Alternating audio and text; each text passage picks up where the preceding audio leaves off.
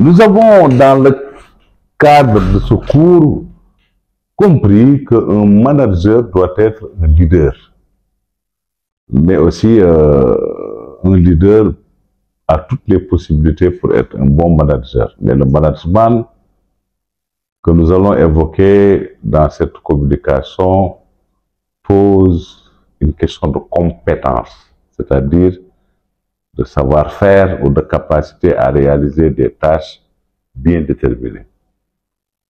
Bon, nous avons dans le cadre du management de projet des compétences assez claires qu'il faut avoir pour pouvoir peut-être garantir au projet un succès et réussir.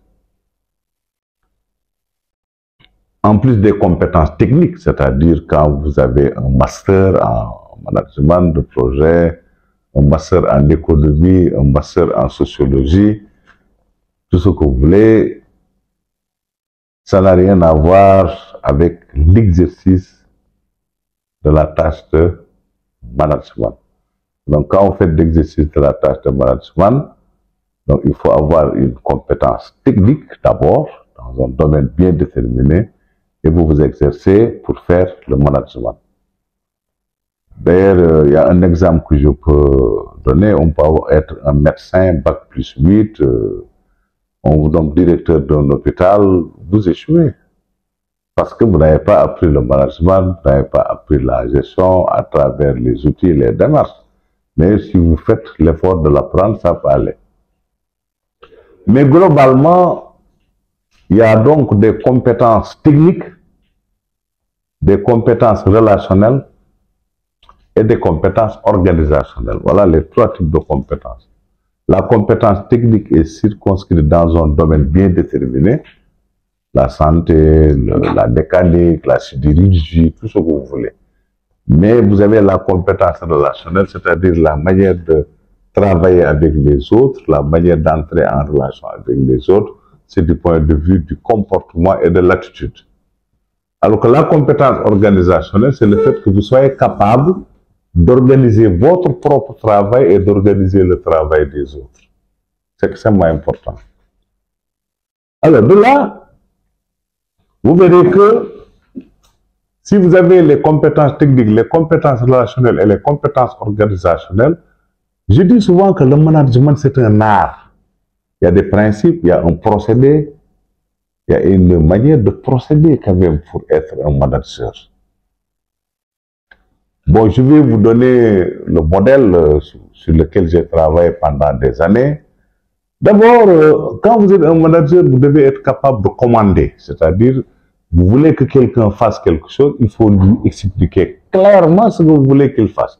Mais l'expérience m'a montré que quand vous ne comprenez pas le travail de l'autre, vous n'êtes pas capable de faire une bonne commande. Voilà, c'est important de bien maîtriser votre travail et de maîtriser le travail de vos collaborateurs. Donc, tout manager doit être capable de commander. Maintenant, quand vous faites une commande, il faut aussi être capable de faire la coordination. Parce que la coordination, c'est quoi? C'est le fait de travailler pour qu'il y ait de l'harmonie dans l'équipe. Là aussi, le leadership va vous aider. Donc, il faut coordonner le travail. C'est-à-dire faire de sorte que le travail ne soit pas segmenté, compartimenté. C'est un grand ensemble. Donc, il faut être capable de coordonner. Mais quand vous voulez coordonner aussi, il faut être capable de communiquer clairement. Vous voulez que quelqu'un fasse quelque chose, vous devez lui dire ce que vous voulez qu'il fasse. Mais lorsque vous le faites vraiment avec une communication pas trop intéressante, ben écoutez, l'individu ne sait même pas ce que vous voulez. Donc, commandez clairement ce que vous voulez qu'on fasse. Ça, c'est l'exercice de la communication. Mais aussi, quand on coordonne, on doit être capable de contrôler ce que les autres font. Donc, vous êtes bon quand vous savez ce que chaque membre de votre équipe doit faire, qu'est-ce qu'il doit créer comme résultat. Donc, voilà les éléments, commander, communiquer, coordonner et contrôler. Maintenant, il y a un autre groupe de compétences de management qui sont très techniques, comme par exemple savoir décider. Beaucoup de gens ne savent pas prendre une décision. Parce que quand on prend une décision, on doit se baser sur des informations vraies, vérifiables et fiables. Mais si vous voulez prendre une décision sans avoir d'informations, vous prenez de très mauvaises décisions.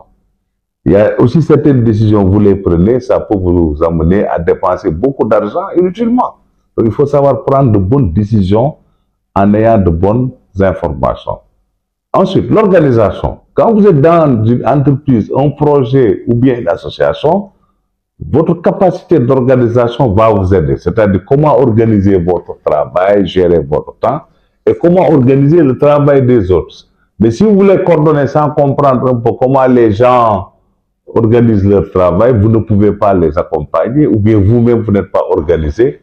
C'est important. D'ailleurs, c'est pourquoi j'aime bien dire que dans le leadership Diamond, on dit que le Diamond, il est d'homme, quoi. Il est discipliné, il est organisé, il est méthodique. C'est-à-dire, il sait ce qu'il doit faire. Il le fait en respectant la qualité, en respectant les normes, il le fait aussi avec le cœur. Et quand vous faites une tâche avec le cœur, généralement, vous réussissez. Donc, après donc l'organisation, il y a le monitoring, c'est-à-dire le suivi. C'est quand vous êtes un bon manager, vous donnez des tâches à faire, il faut toujours faire le suivi.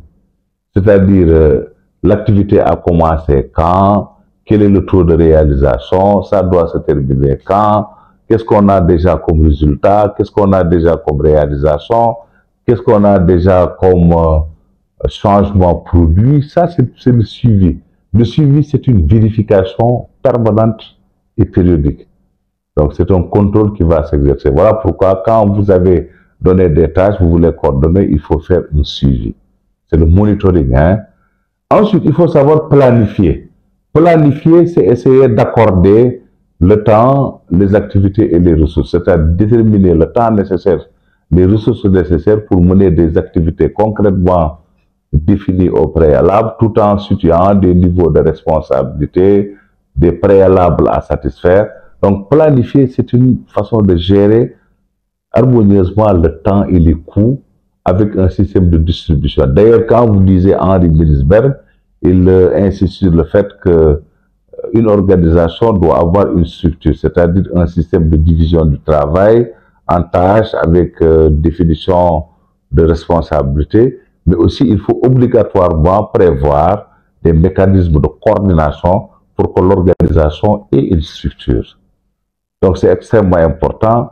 C'est de l'organisation, c'est aussi, si vous voulez, de la planification qui va vous permettre d'y arriver. Voilà pourquoi, dans le cours de Dr Diop, vous avez pris la planification stratégique, la planification opérationnelle.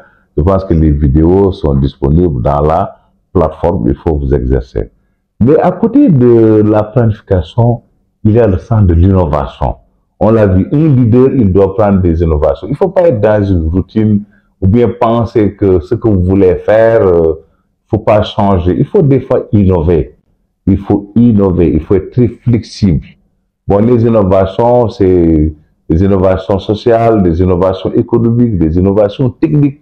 Mais innover, c'est apporter du nouveau, c'est de renouveler, mais ne pas être accroché à une approche. Bon, voilà, il faut savoir vraiment développer des... Donc, un bon manager, il doit être capable d'innover. Et enfin, un bon manager, ce qui l'intéresse, c'est la recherche d'efficacité. Il faut que les objectifs soient atteints, il faut dépenser l'argent pour les activités, il faut éviter le gaspillage des ressources, il faut.